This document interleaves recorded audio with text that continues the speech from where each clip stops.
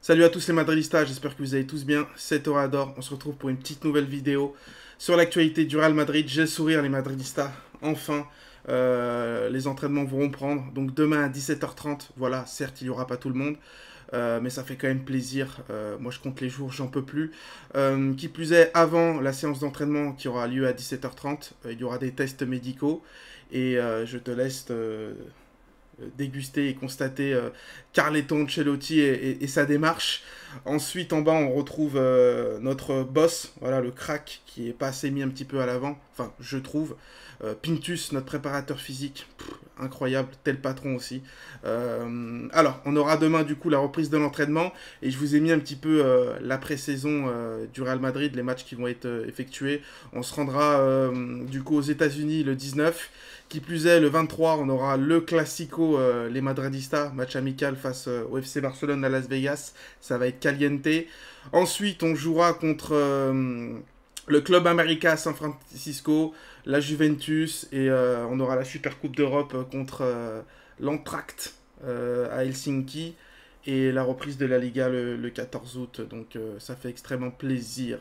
On a des nouvelles, les Madridistas, concernant notre Lucas Vasquez, voilà, qui sera de retour, et au poste d'ailier droit la saison prochaine. C'est vrai qu'il avait alterné en roue de secours, doublure de Dani Carvajal qui était blessé et aussi qui avait des problèmes familiaux, dû à ses performances, même s'il m'a régalé pendant cette Ligue des Champions. Donc voilà notre Lucas Vasquez qui, pour moi, est bon pendant les 30-40 premières minutes par son intensité et son rôle à casser des lignes. Donc voilà pour notre Lucas Vasquez.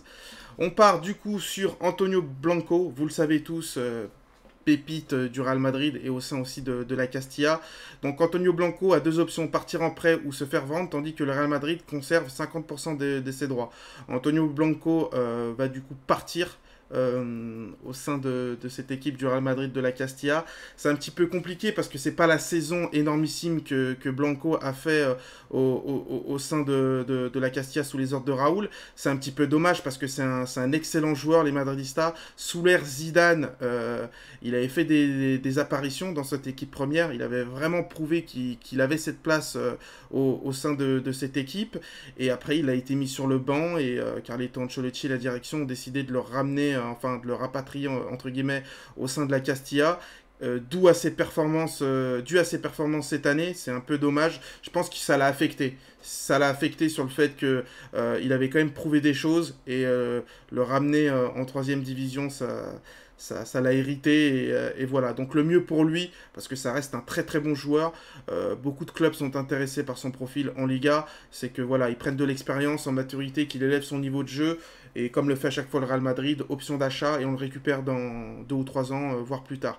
Mais ça reste un énorme joueur. Je suis déçu pour Antonio Blanco, mais c'est comme ça. Allez, quatrième et dernière actualité, les Madridistas, c'est concernant notre Marco Asensio. Vous le savez tous que voilà, il doit partir au sein du Real Madrid. Il n'a plus clairement le niveau. L'entourage de Marco Asensio a indiqué qu'il y a 50% de chances qu'il reste et qu'il parte du Real Madrid. Liverpool est intéressé par le profil de Marco Asensio, mais ça a été démenti un jour après pendant la presse. Il reste aussi quand même des clubs en Serie A. L'AC Milan est intéressé.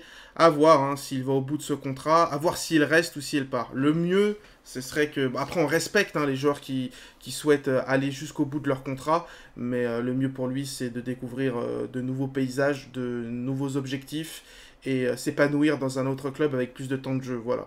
Malgré que Marco Asensio, c'est vraiment un joueur que j'aime, pas de gauche exceptionnel, mais c'était plus trop ça. Donc voilà, merci à tous d'avoir suivi cette vidéo les Madridistas, n'hésitez pas à mettre le petit like, et l'entraînement ça reprend demain. Franchement, j'en peux plus, j'en pouvais plus les Madridistas. Faut que cette Liga reprenne, la pré-saison, on va se régaler, voilà. Merci à tous, et prenez tous soin de vous, à la Madrina Damas, ciao ciao.